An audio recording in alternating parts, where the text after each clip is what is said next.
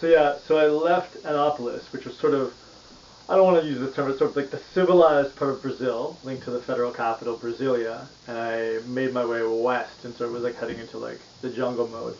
And Annapolis is in the state of Goiás, and I was going to be heading into Mato Grosso, which is a very, very big state in Brazil, but moving to that Wild West territory over there, not quite the full-on jungle, but we're getting into it. So the drive was good at first, no major problems.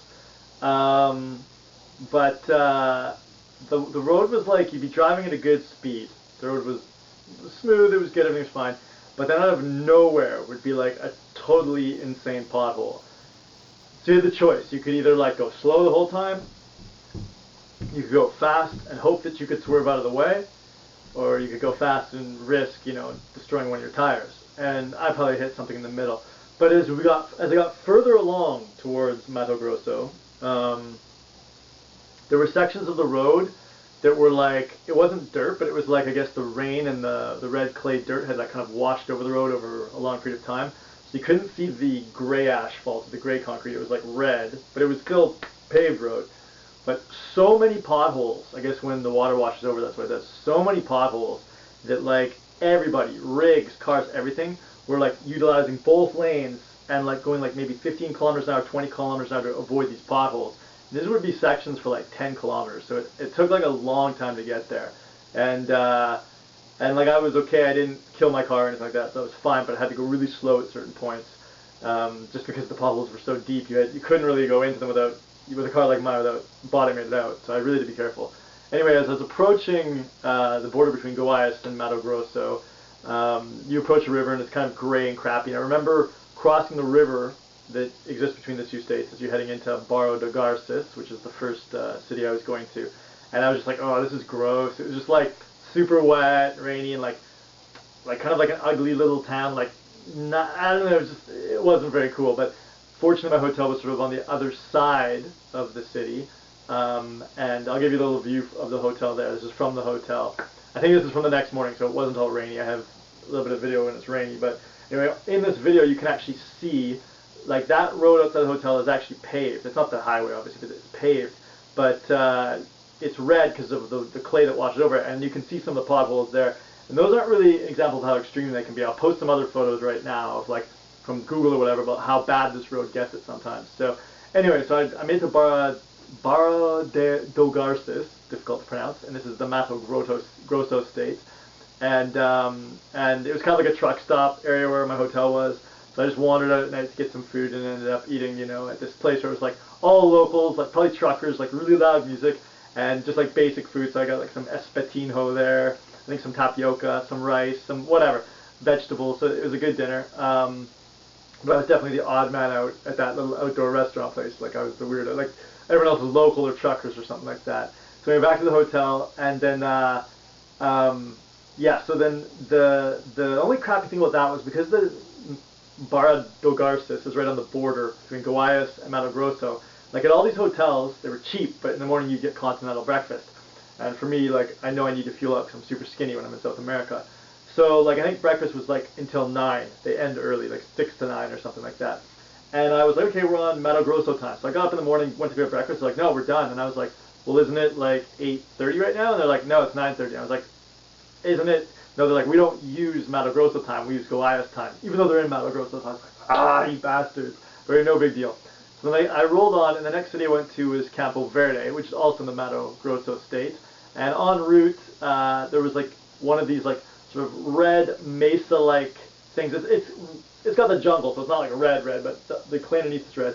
But it's got that mesa top. It kind of reminded me of like Australia, Ayers Rock, or something in Africa. Obviously much more green, but that like super flat top on like a hill kind of thing like that. So that was cool. And then when I got to Campo Verde, the hotel was just like on the main strip, really basic, cool, easy to find.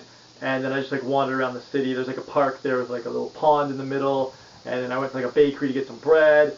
And sort of on the outskirts of town, you could see like, this photo doesn't really show it, but there was like farmer fields at a lower elevation below the city. And you can kind of see some of the like houses in the rougher areas. It's not like a project house like apartments, it's just like little units. But that was kind of a rougher area of town. Then I came back, and at night I ended up going over to like the town square area, which was I don't know, kind of cool, I guess, or like a little more well designed, a little more sort of like modern, I guess you could say. But that, I don't know, neither here nor there. But it was something that I checked out. And then after that, I moved on to Caceres, and this is still in Mato Grosso, but you're kind of moving into closer to the border with Bolivia, kind of a more jungle-ish area. Hotel was on the main strip again, the main strip that goes past the town. But to get to the town from the hotel walking, I had to go through this like super dirt road, like literally I think like there was like people using wagons and horses and stuff, and I was definitely like the only white dude in that area. But as I was coming closer to the city, it still had dirt roads, but kind of became a little more modern, and I have a cool photo of like the sunset there. But storms would be coming that night. So I hit the main road where it's paved and start walking downtown. Things start really clouding over. And I get to like the sort of main square in Caceres, and it's like so dark and like night, know it's gonna storm, super gothic church mode, like, but it was cool. And then I approached the actual river in Caceres, and you could just see like the storm clouds coming in. Like you just knew it was gonna be like a major downpour. So I ate some food. While I was eating my food in the restaurant, power went out and the storm started, and then the power came back on. It was fine. But like I was pretty much like hiding out on the walk home, like trying to like hide under roof, like ledges and stuff to like not get rained on. But yeah, it was super, super wet. So I got back to the hotel, and then the next day before I left Caceres, I met up with a girl, and we were in like a different square in a different part of town, and we ended up wandering down to the same river front that I'd been on the night before, but it was gorgeous and sunny. Walked along there, like super gorgeous day along that river, and then there was like an iguana at one point, so that was super cool because I'm not used to seeing iguanas. And then yeah, so then took off from Caceres. I headed up to Comodoro, which again is still in the Mato Grosso province. And I felt like this was like the deepest jungle that I had been driving through. It was night, it was like rainy, and I was like, ugh. But I think there was like points where there's like trees that had crossed across the road. Fortunately, not in my lane, or like you could get by, but like deep jungle there on the drive. And then I got to Comodoro, and it was like again super ugly, like just rainy. And there's a main strip, and to get off the main strip to my hotel, I just had to pull like a little bit off of it. But there's all these like dirt, muddy roads or whatever. So I get to the hotel, that was fine. Get settled in. Nothing really happened that night. Just went out and got some food. It was super wet and like nothing really going on. So then back to the hotel, and then to the next stop, which would be in the next state over, Rondonia, and that's Ji-Parana. And this should be one of the most jungly regions that I would have gone through in Brazil. But the state of Rondonia has had like so much deforestation. So it's like, yeah, you do feel like you're kind of in the jungle, but also it's like, it's not like total jungle. There's like open plains and things, you know, where the forestry has happened, right? So anyway, on the way for the, last few days, I noticed my steering was like jiggling, and I wasn't sure if it was like the steering column. I was like, please don't be the steering column. If it was a tire or whatever, because my tires are pretty old, so I figured, probably need to change a tire. So it's a Sunday though, so nobody's open to take a look at my tire. And I'm like, dude, I really feel like now I'm at the point where I have to change this. Like my car does not feel good. So I found one spot that was like open, and I think they were probably just doing a favor for one of their friends or something like that. But they were like, okay, well, let's do it. So the guy right away shows me tires, like, this is what your problem is. And you could see like the wires coming out from in the tire, like the underlying layer. And the tire was actually just like totally warped. It wasn't even like smooth on the top. So yeah, he just changed that, gave me another spare tire, and I was on my way, which is good. So I got to Ji-Parana, and like really wet. The hotel wasn't that bad. I got a view from it. But yeah, not much happening there. I mean, like, I think that city actually would have been cool if it would have been a sunny day. But I got there late, just went out, wandered around, got some food, and then headed back. So nothing much happening, but getting into that sort of like wetland, river, jungle area of Brazil, the southern part of it.